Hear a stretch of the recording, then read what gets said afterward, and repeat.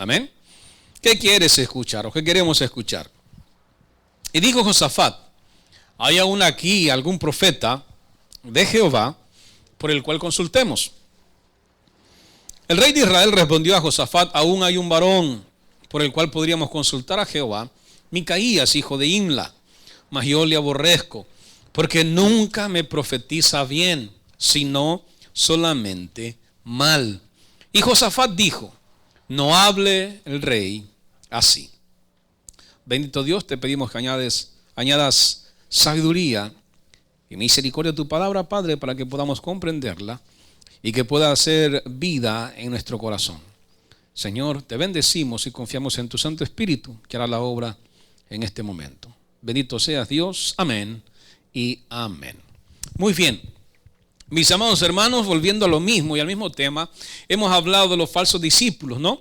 Hemos hablado que en los falsos discípulos hay una falsa doctrina. Aparte de la falsa doctrina también hay algunos que ya están o ya han sido condenados. Y lo leíamos en Judas la semana pasada y miramos cómo Dios ha hecho algo maravilloso. Y es aquí donde empieza aquel problema, ¿no? Para algunos dice: bueno, hermano, ¿cómo es posible que Dios haya hecho unos que están para salvación, pero Dios ha hecho unos que están para condenación? Es decir, los salvos y los réprobos.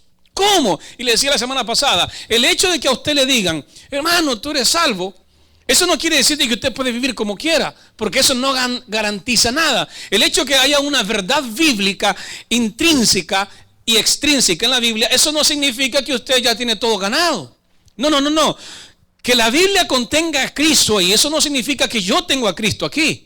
Totalmente diferente. Entonces, si yo empiezo a pensar de que como soy salvo, yo puedo vivir como yo quiera, eso significa entonces que yo no soy salvo. Porque una persona santa no pensaría en tomar en libertinaje la gracia de nuestro Señor Jesucristo. No lo haría. No puede. Porque su corazón le contriñe. La vida completa, diría él, le pertenece a mi Dios. Él me compró, soy de Él. Porque por precio habéis sido comprados. Glorificad pues a Dios en vuestros cuerpos y en vuestros espíritus que son de Dios. 1 Corintios 6:20. Entonces, cuando yo me doy cuenta que Él me compró y a precio muy alto, que es la sangre, entonces yo no puedo pensar: soy salvo, voy a pecar como yo quiera. Este es el pensamiento réprobo. ¿Sí? Réprobo. Que solamente quieren una licencia para poder vivir como ellos quieren. Entonces, esta es una conciencia réproba, una mente réproba, una vida réproba. Un santo no piensa así. Un santo es agradecido. Un santo le sirve a su Dios, un santo le sirve al Creador porque murió por él. Entonces descartamos esa posibilidad de que un santo pueda pensar así porque cree de que ha sido elegido. Pero tenemos la otra parte que dice: ¿cómo es posible? Entonces quiere decir que la gente va a pecar por eso. No va a pecar por eso. Entonces dice el otro: no, es que entonces quiere decir de que posiblemente yo he sido condenado. Entonces aparentemente como que si Dios no fuera justo. Dios es justo. Con todo mundo practica justicia. Y vea, algunos tienen dinero y otros no tenemos. Algunos tienen documentos, otros no tenemos. Algunos tuvimos la bendición y la gran misericordia de haber nacido en El Salvador. Gloria a Dios. No, en Estados Unidos, ¿me entiende? En Estados Unidos. Otros no nacimos aquí, hermano. Otros hablan bien inglés y otros no hablamos inglés. Entonces duele, ¿sí o no? Y uno mira como que, pero esa es la justicia de Dios. En la justicia de Dios, Dios es equitativo. Le da a todo mundo como Él considera que es lo más justo. Pero en la salvación Él otorga algo que se llama misericordia. Y a algunos le ha otorgado una misericordia para salvación y a otros solo les ha dado la vida en este mundo. ¿Quién dio la vida? Dios. ¿Por qué nació usted? Porque ¿quién quiso? Dios. Y si Dios quiso que naciera, entonces Él sigue siendo justo. Y Él siempre va a ser equitativo. Pero en la salvación Él ocupa la misericordia. La gracia para algunos, no para todos. Ahora, ¿Él deja de ser justo? No, si es que no hizo ningún trato con ningún ser humano para nacer. Simple y sencillamente Él dijo que nazca. Amén.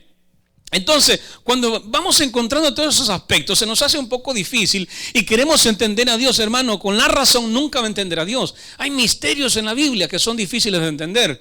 Y uno de esos misterios, algunos le llaman contradicciones, o no son contradicciones. Otros le llaman paradoja. No son paradoja. como lo quiera ver, simple y sencillamente son aspectos que nuestra mente no puede entender. Un aspecto de ellos es la Trinidad de Dios. A ver, ¿quién entiende perfectamente la Trinidad de Dios? No, la hemos asimilado y la entendemos por fe. Y creemos que el Padre, el Hijo y el Espíritu Santo son uno. Pero jamás en la vida hemos visto algo que sea así, solamente es Dios así. Entonces, ha sido difícil en creerlo, nos ha costado muchísimo. Sin embargo, hay mucha gente que se ha dedicado a no creer en el Dios Trino. La palabra nunca la va a encontrar en la Biblia. Usted puede abrir Génesis hasta Apocalipsis y nunca va a encontrar la Trinidad de Dios. Nunca la va a encontrar. Jamás. No lo va a hallar, no está ahí, esa palabra no está ahí. El concepto, el misterio está implícito en la Biblia que usted tiene que buscarlo para encontrarlo. Entonces por eso la Biblia se interpreta con la Biblia. Viéndolo desde ese punto de vista se da cuenta que es un misterio bastante elevado, que mi razón, mi mente no lo comprende. Otro concepto que no está en la Biblia, ¿sí? Unión hipostática de Dios. ¿Qué es eso? ¿Con qué se come? Entonces, la unión hipostática es decir que Dios, Jesús, es 100% hombre y 100% Dios. Óigame, ¿cómo puede ser Dios y hombre a la vez? Si es Dios.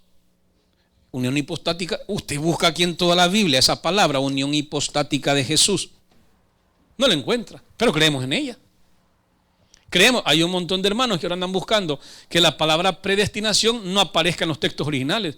Y se gozan y hasta ponen aplauso, gloria a Dios, no está la palabra predestinación. Y son cristianos. Ahora vuelvo, ¿encontramos la palabra unión hipostática de Dios en la Biblia? No, no está. ¿Encontramos la palabra Trinidad en la Biblia? No, no está. ¿Encontramos la palabra predestinación? Es que no la va a encontrar predestinación, la va a encontrar en la palabra griega que se traduce en esa manera. Predestinación, elección, elegido de antemano. Así lo traduce el griego.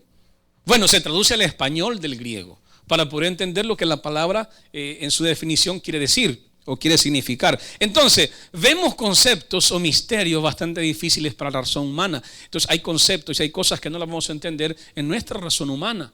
Ahora, pero sí podemos ver una trascendencia en la historia. ¿Y cuál es? Y es consistente. Por ejemplo, está Egipto, está ya Ur de los Caldeos, ya está Babilonia, pero sin embargo Dios, entre todos los que habían allí, va hasta Babilonia, va a Ur de los Caldeos. En Ur de los Caldeos, ¿busca a quién?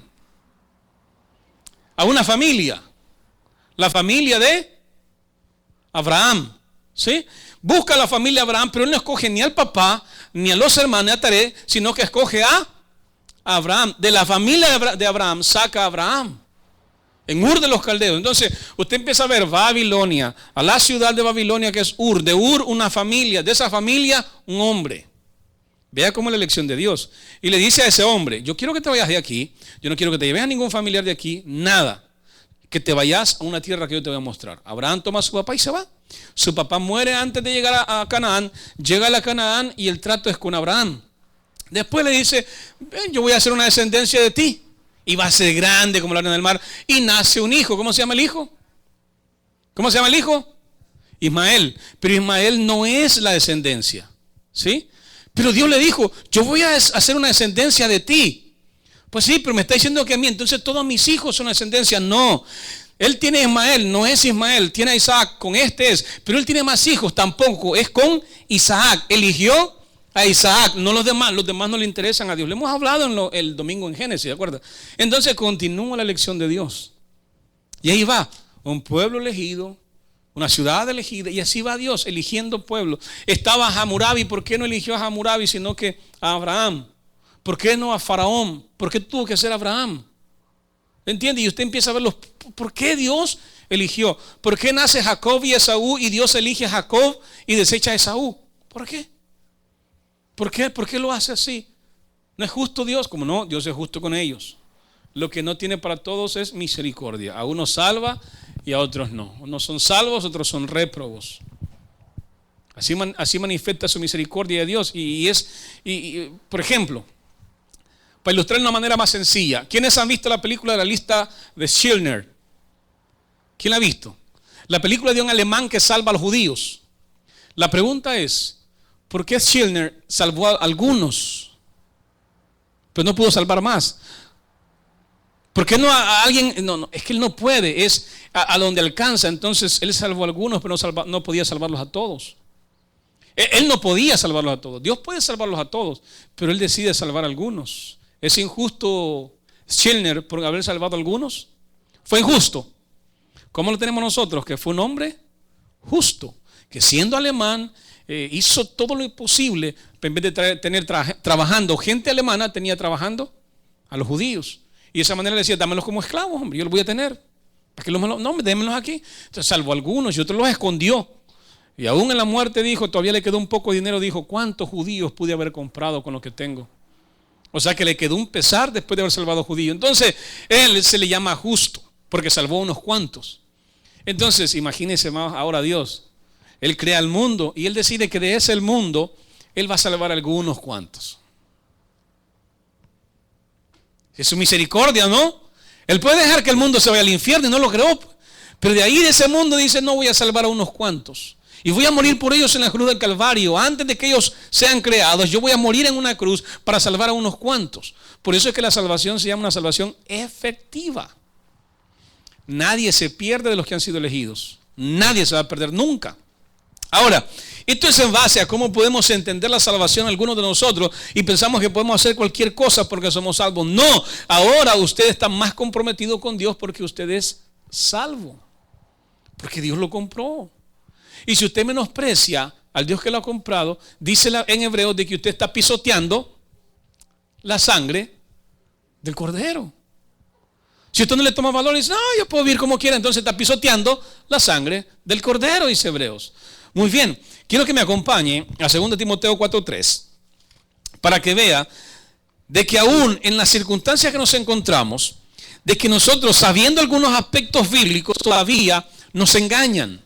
Todavía hay personas que están engañando, todavía hay gente que no ama a Dios y que decide amarse a sí mismo, que tienen un sentido ontológico, que se aman a sí mismos y empiezan a engañar a las personas. 2 Timoteo 4:3.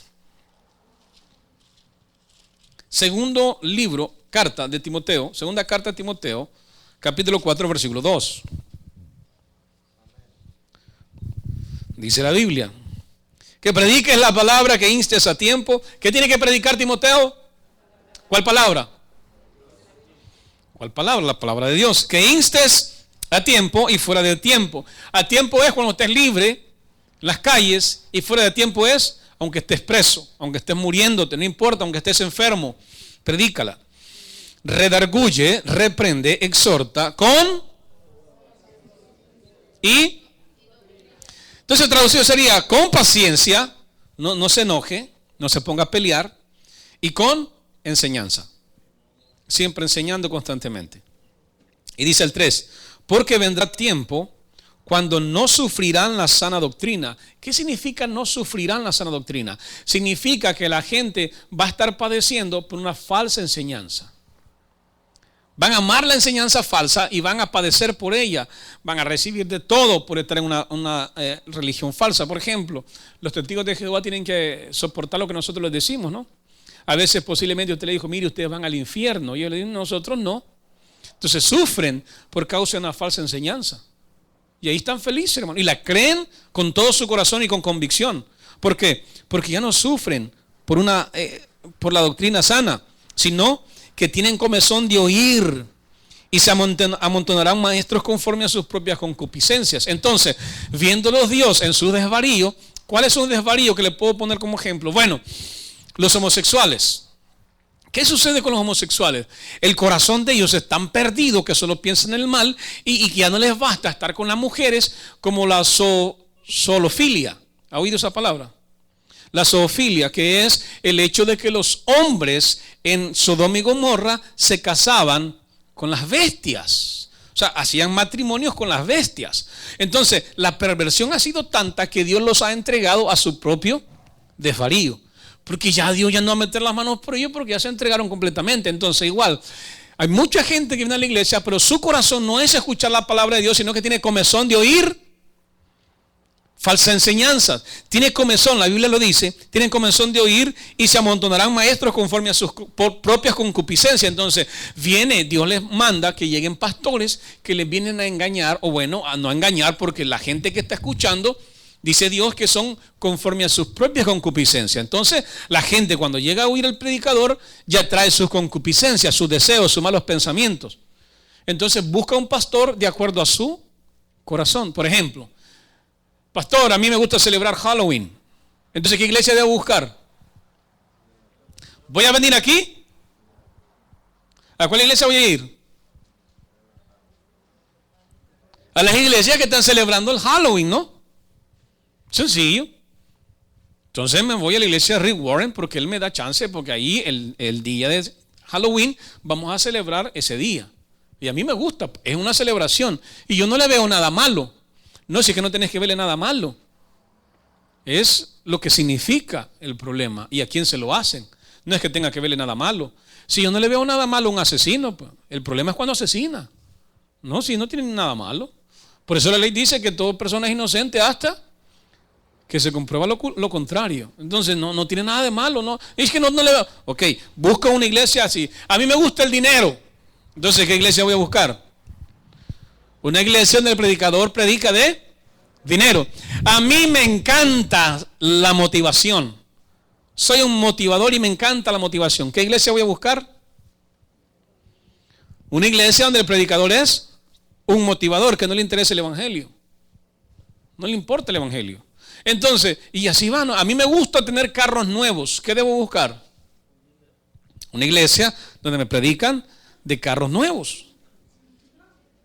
Amén. ¿Sí? A mí me gusta andar esas cosas de demonios. ¿Qué iglesia voy a buscar?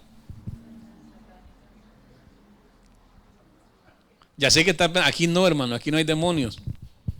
¿Qué iglesia va a buscar? Una iglesia donde constantemente están sacando supuestamente demonios. ¿Sí o no? ¿Sabía usted que el 1%, según los psiquiatras y los psicólogos, dicen que el 1% de la población es esquizofrénica? Gracias a Dios que aquí no habemos 100 todavía. Cuando lleguemos a 100, entonces vamos a tener que buscar un esquizofrénico de todos. ¿Quién es? Hasta que encontremos a alguien que padece de esquizofrenia. El 1%, o sea, 1 de cada 100 tiene esquizofrenia. ¿Y qué es la esquizofrenia, hermano? Es aquellas personas que tienen un descontrol o no entienden lo que es la realidad de lo que es lo imaginado. Entonces de repente salen con sus imaginaciones. ¿No he visto algunos que le dicen, mire hermano, ojalá, espero no ofender a nadie? Y dice, no va a salir, entonces yo soy esquizofrénico. No, sale y aparece el día siguiente, hermano, yo estaba en la noche y entonces me dormí y yo sentí una visión y que volaban ángeles enfrente de mí, que bla, bla, bla, bla. Lo único que ellos lo hacen despierto. Y miran cosas. Entonces, yo no sé, yo creo que a veces algunos pentecostales como que son esquizofrénicos, porque aparecen con unas historias usted, que Dios me habló en la noche y me sacó por aquí, me llevó a un camino, y le cuentan unas historias que ni en la Biblia están, que solo a ellos les pasa. Entonces como que si ya empiezan a imaginar cosas que ni la Biblia tiene. Entonces empezamos a ver, y así empieza a buscar la gente lo que quiere. ¿Cómo? Si es esquizofrénico y mira que lo siguen, yo siento que me siguen, yo siento que cuando me acuesto en la cama un cuerpo se me sube. ¿Qué está pasando ahí? ¿Sí? Ay, yo siento que alguien viene en la noche y me quiere desvestir. Es su marido, hermano. Entonces no se sabe, y el problema es que está tratando de entender. Lo que pasa es que tiene un problema, no entiende la realidad con la imaginación, no lo entiende. Eso es la esquizofrenia. Por eso muchas personas piensan que los demonios los siguen, que oye que caen cosas, que alguien va atrás de ellos, y es que no pueden entender qué es lo que está pasando en la realidad o imaginan cosas. Ahora, yo no estoy diciendo que usted tenga esquizofrenia, estoy diciéndolo cómo es la enfermedad, que algunos la malinterpretamos. Entonces buscamos iglesias donde a cada rato están sacando demonios. ¿Me voy a entender? Entonces, eso es que nosotros se amontonarán, maestro, conforme a sus propias concupiscencias. ¿Sí? Que quieren oír, pero algo que, mis deseos. Yo quiero escucharlo. Entonces, ¿quién tiene que venir aquí? Personas que quieren escuchar el Evangelio de Cristo. Amén. Lo mejor que está en la Biblia. Bueno, no lo mejor que está en la Biblia, sino lo mejor que uno pueda entender la Biblia para decírselo. ¿Sí? Esto es lo que dice la Biblia, aquí está escrito, no le veo mayor problema a andarle buscando más adentro, porque cuando usted le busca mucho, mucho adentro, claro que va a encontrar algo. Por ejemplo, con el aspecto que siguen todavía de que Dios es imagen de la mujer, o viceversa, que la mujer es imagen de Dios, y ya, y todo el mundo ya lo arregló, pues. Lo arreglaron, han arreglado la parte de la Biblia, y no les interesa de que diga la Biblia, y la mujer, ¿cómo es que dice al final, hermano, que la mujer se va a someter, todo su deseo va a ser hacia el hombre? No, eso fue antes, dice, ahora ya no. Que dice que con dolor va a tener a los hijos. No, eso fue antes, ahora ya no. La medicina nos ayuda. Óigame, y le buscan de todo por todos lados. O sea, lo que no quieren es escuchar la palabra de Dios. ¿Qué quieren escuchar? Algo que les beneficia. Algo que les dice, no hombre, ustedes son lo mejor, y ponen un pedestal al hombre y a la palabra de Dios la disminuye. Hermano, ¿qué quiero escuchar yo? Que vengo a escuchar a la casa de Dios. Entonces la Biblia me dice, se amontonará maestro conforme a sus propias concupiscencias y, versículo 4, y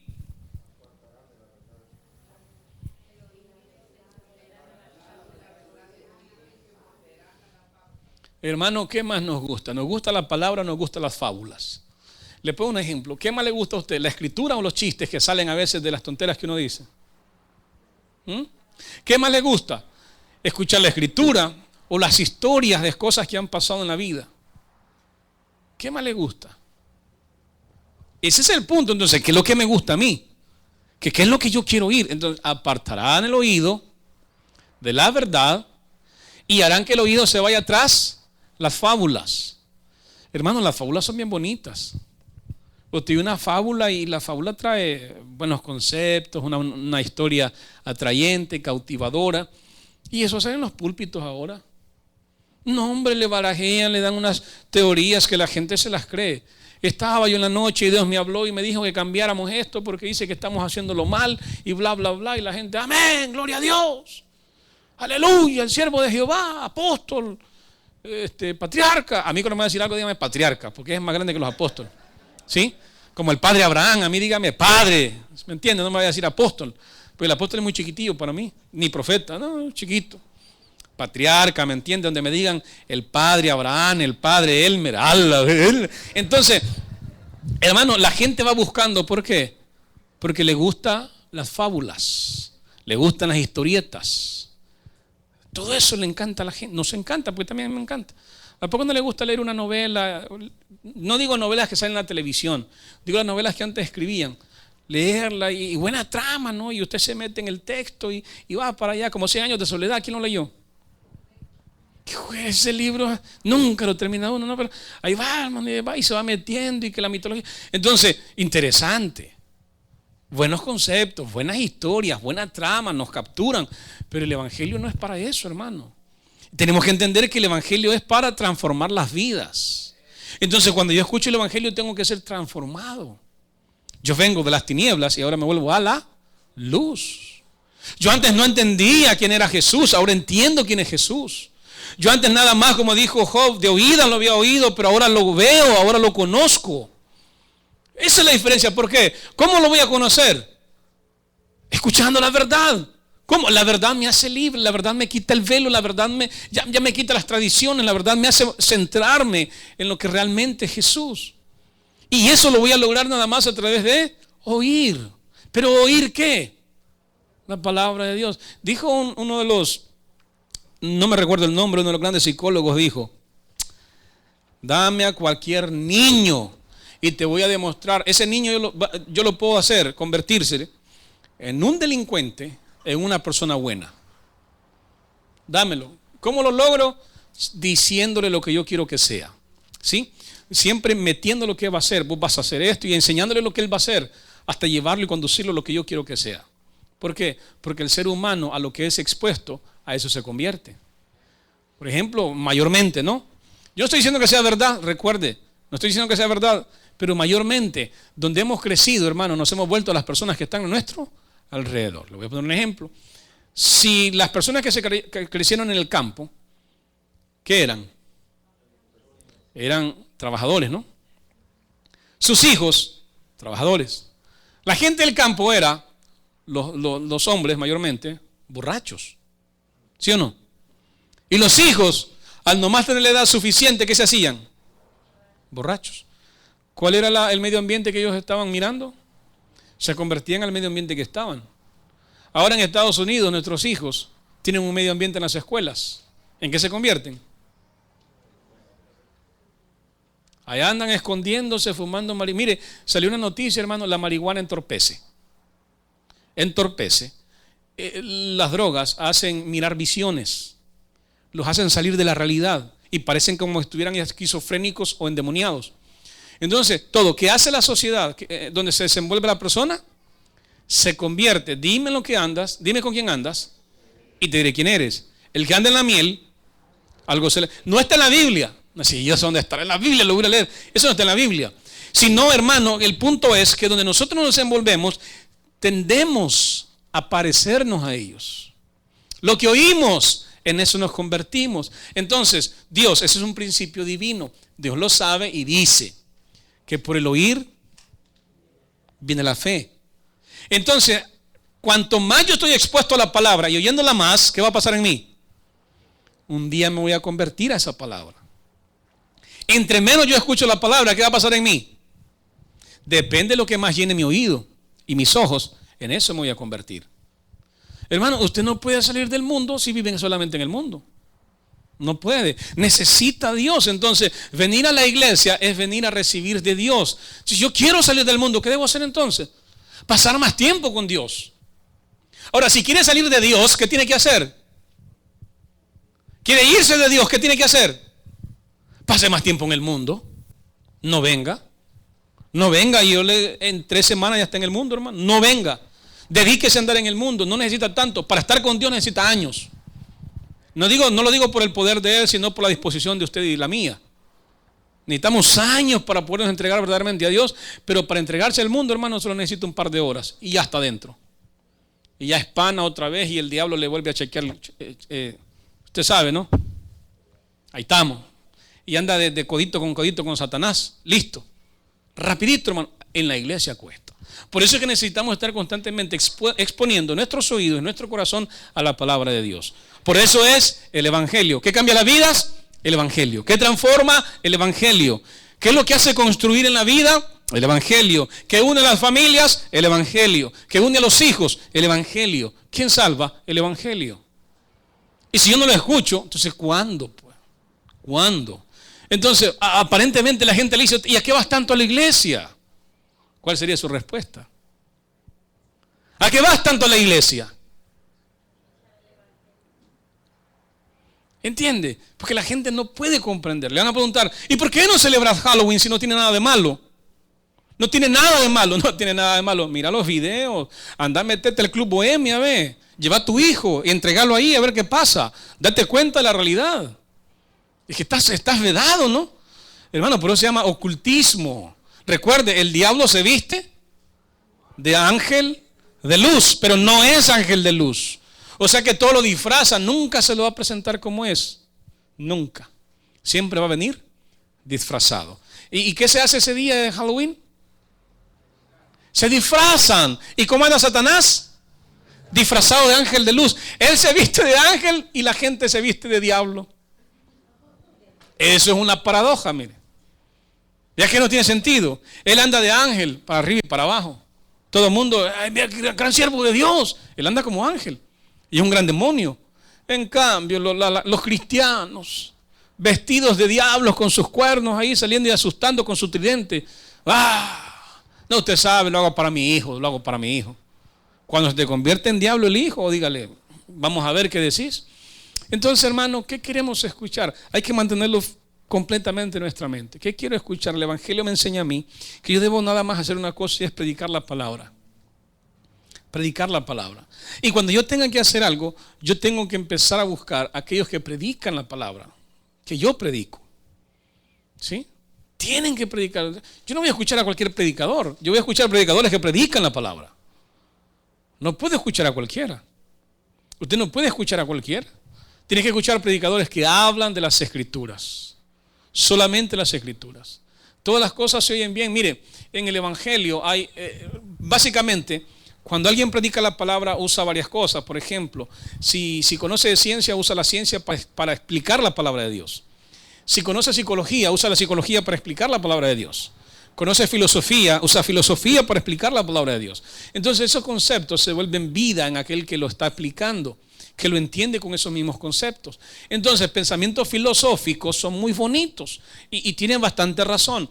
Pensamientos psicológicos, hermano, a cualquiera le tocan el corazón porque el psicólogo sabe de qué mal padece usted, o sea, de qué mal padece el ser humano, en cierta manera, aunque no conocen completamente el alma. Entonces, tratan de mover sus sentimientos porque ellos saben de lo que más dañado está en el ser humano son sus emociones. Entonces, cuando el psicólogo va a hablar, sabe lo que tiene usted, sabe cuál es el problema. Entonces, trabaja en su problema para que usted pueda moverse como él quiere que se mueva. ¿Sí? El psicólogo toca el tambor al son que usted va a ir caminando, pam, pam, y usted va caminando. Entonces, por eso ellos saben cómo hablar y cómo enseñar la palabra. ¿Dónde? Donde más me duele, donde lo que más yo busco. Y así van trayendo a la gente y la van sacando lo que dice la palabra de Dios y apartan de la verdad el oído y lo llevan a las fábulas. Ese es el problema. El problema, hermano, uno piensa que todo es bien sencillo. No, se lo digo por experiencia. Yo constantemente paso expuesto a pensamientos psicológicos y filosóficos, lindos, y humanistas no se digan. Son tremendos humanistas. Entonces, ¿a qué fuimos llamados nosotros? A predicar el evangelio. Me preguntaba un hermano ayer y me dice, oíme, pero ¿cómo ves eso de predicar a la familia? Le digo, está bien, pero nunca te olvides a que te mandó Dios primero. ¿Y a qué me mandó? Me dijo, a predicar el evangelio. Entonces me dice, ¿está mal predicar de la familia? No, el problema es a qué te dedicas. Porque hay pastores dedicados solamente a la familia. Hay pastores dedicados solamente a los demonios. Hay dedicados solamente a la escatología. ¿Sí? Que los eventos futuros por aquí. No, Dios no mandó a predicar eso. Que el que predique el evangelio va a hablar de eso otra cosa. Predicarse a un solo tema dentro de las escrituras cuando el mandamiento fue predica la palabra, predica el evangelio. Y el evangelio es que el mundo conozca a la familia o a Cristo. El detalle es que conozcan a los demonios o a Jesús. ¿Sí entiende? El detalle es que conozcan el futuro o a Cristo. El punto en todas las escrituras es Jesús. Con él empieza, con él termina. Fuera de Jesús, el apóstol Pablo dijo que era otro evangelio. Solamente Jesús. Y en Jesús se encuentra todo. O sea que usted parte de Jesús para hablar de la escatología. Parte de Jesús para hablar de la familia. ¿Entiende? Parte de Jesús para hablar del movimiento de los demonios en el mundo. Todo parte del centro. ¿Quién es el centro? Jesús. Si yo dejo el centro y empiezo y saco a Jesús del centro y traigo cualquier otra cosa, entonces se convierte en otro evangelio. ¿Sí? La prosperidad, otro evangelio. La motivación, otro evangelio. ¿Sí? Y Pablo dijo, si yo se lo predico, anatema. Si un ángel viene o viniera, usted sabe que no puede ser, el ángel no va a venir a predicar nada, no lo permite Dios, los demonios están donde están y los ángeles están donde están. ¿Sí? Pero dice Pablo, si aún un ángel descendiera, tampoco, sea anatema. Así de tan dura está el engaño, dice Pablo, que hasta pareciera como que si un ángel hubiera descendido para decirte que de allá del cielo viene y que tienes que creerlo. Así de duro es el engaño. Amén. Entonces, hermanos, sabemos a qué venimos. A escuchar la palabra de Dios. Conozca el evangelio, aprenda el evangelio, viva por el evangelio y un día, con todo su corazón, muera por el evangelio. Cierre sus ojos, vamos a orar.